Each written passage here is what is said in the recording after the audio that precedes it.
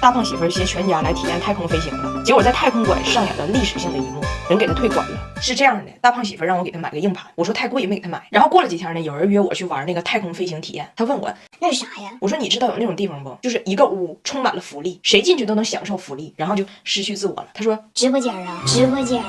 然后我就给他看的介绍，看完介绍他说他也要去。体育这方面大家都知道我是苗子，我到那儿我靠一飞冲天，空中炫技，灵活的胖子放手搏，地心引力奈我何那种感觉。我要炫技炫成功了，你给我录下来发视频，如果点赞超过30万，你就得给我买硬盘。我说行，我们就去了。到那人家就说了200斤以上的不行，他说他195，只是看着虚胖。然后呢，我起来了，翟奥达起来了，拿铁也起来了，他一直在等待间取笑我们，说我们动作不标准。结果到他了。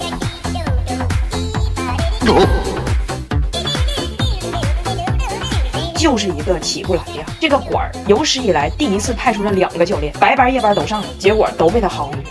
我就跟我女儿说，我说这个福利呀，正常人应该是升丁，但是福利到了你爸身上，咋就贴地呢？翟奥达说，我爸不会就是福利吗？我爸福利吗？我爸。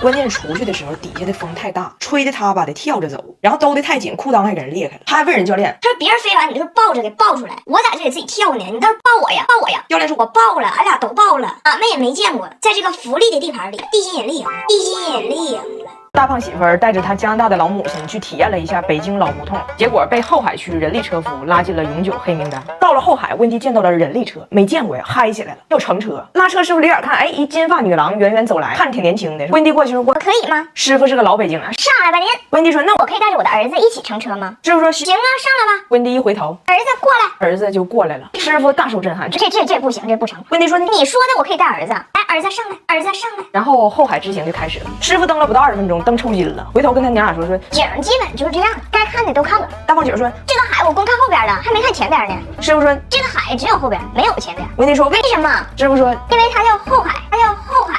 温迪说，那时间上还差12分钟呢。你告诉我，为什么在这个后海观光可以差时间？师傅说，因为后海也叫什刹海，也叫什刹海。然后师傅就开始解释说，我吧不是说不拉您，我是拉着你们娘俩，我蹬不起来，您知道吗？我这5点钟交车，我就是现在折返我都来不及了，我这不交车人给我罚款。一听罚款这个词儿，温迪抽了。什么罚？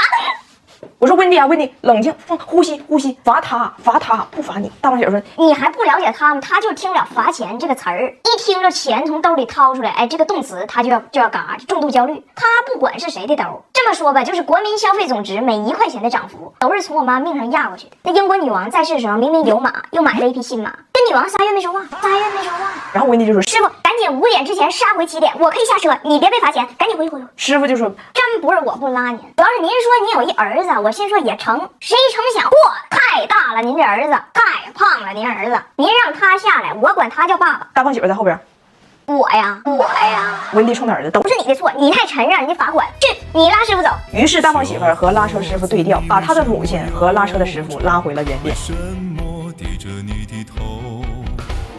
谁叫你这样？Hello， 你好。Hello， 你好。劳驾，您呢？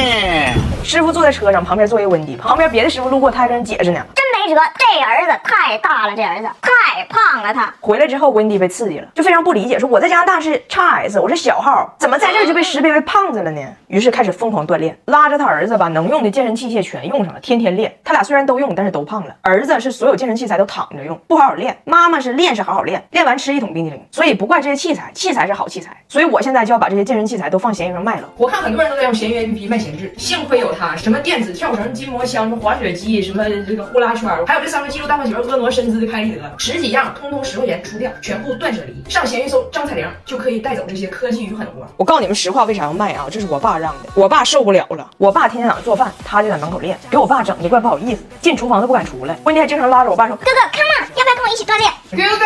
Come here, join me. Brian. 我爸说：“不搞这个，不搞这个。”不搞这个，不搞这个。哎，你说有个事儿，你们说意不意外？就这次我大胖媳妇和孩子回来，我婆婆居然给我的父母备了一份厚礼。了解我的朋友都知道我婆婆的性格，就人儿不错，但是特别抠。就曾经我的婆婆啊，就因为喜欢参加婚礼，喜欢搂席，但是不喜欢送礼，觉得太贵。赶上有一次圣诞节商场土司机打半价，我婆婆直接买了半打，就土司鸡烤面包片那种的，合人民币150块钱。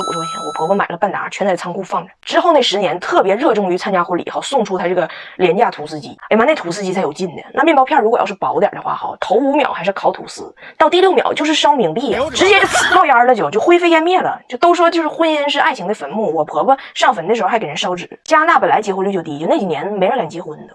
但这次他们回来，我婆婆说我准备了一个礼物，就托你家这个大胖信哥给你父母带回去。跟我视频说，我听说了，你们中国是这个礼仪之邦，讲究这个礼尚往来。这次我儿子去呢，我也带点东西，就是聊表心意吧。但是呢，不想给你父母造成什么压力。我一听，哎呦我的妈呀，这得是多大礼呀！给我父母造成压力，他该不会是给我妈运回来一辆车吧？然后我婆婆就掏出了她的礼物，一个加拿大印第安土著吉祥物，这么大点儿，脑袋大脖子粗，一看还made in义乌，$12还因为有瑕疵打了7折，合人民币不到50块钱。我婆婆还给我解释呢，就在印第安文化中，这个东西可以驱逐噩梦。怎么样，你的妈妈会做噩梦吗？我说我的妈妈会做了你 ，You are my mother's 大噩梦。然后我就赶紧偷摸跟我大胖媳妇说，我说这东西你就别往回拿了，你就随便找个借口，你就说礼物太贵，路上被摸了，东西太沉，影响飞机颠簸了，文物涉嫌玛雅遗址被海关稽查收割了。他啥也不拿吧，你好歹还可以怪成文化差异。他拿这个来，那就是破坏双边关系，破坏双边关系。我婆婆说我还没完事呢，我还有一份大礼，这次居然破天荒的给我老公一份家产，一个吹风机，出土于2003年。他说这是他20年前攒钱买的最好的吹风机，自己用一个，就另外一个到现在没舍得用嘛，就今天儿子要走了，决定把它过继给他。然后跟我说，你放心，我已经跟我2个女儿打好招呼了，今天我这拍板这个事儿就这么办了，就是以免将来卷入没有必要的遗产之争。我寻思就这玩意儿有必要争吗？20年前的吹风机吹什么风啊？复古风啊，复古风啊！我说温迪啊，你儿子头发搁哪呢？你给他送吹风机呀？就巧妇难为无毛之炊呀。然后我才知道，我的婆婆温迪以前是个 Tony， 以前是温哥华美容美发界小鼻祖。她说她为什么这么在意呢？她说你们亚洲人就太幸运了，你们不懂，他们的头发太软太细了，而且他们很多头发还少，像我公公我老公这种的，你给他们吹头发那属于高技术工种，你得在一片地中海中央硬吹出来一片海市蜃楼。你劲儿小吧，这海市蜃楼你吹不出来，你劲儿使大了，剩25根你就给吹掉了，吹毛求疵的整的。我说那也大可不必从加拿大带吹风机回来，就你这点需求，来分分分钟给你满足。普通吹风机2到3万转，来分11万，时间缩短好几倍。无刷马达放在了手柄里头，劲儿贼大，就我这头发1分钟基本就吹干。但我估计以我老公那个发量，就这吹风机瞅他一眼，他头就干了。哎，我老早就刷过莱芬的那个创始人，一个秃顶讲吹风机，给我逗稀了。这不相当于小矮人教白雪公主怎么长个，蒲公英教你脱发怎么攻克，外国人教咱们怎么驾驭蹲厕吗？没有用。后来我一想，不对呀，就他才知道痛点呢。人怕出名，猪怕壮，谢顶吹头真怕烫。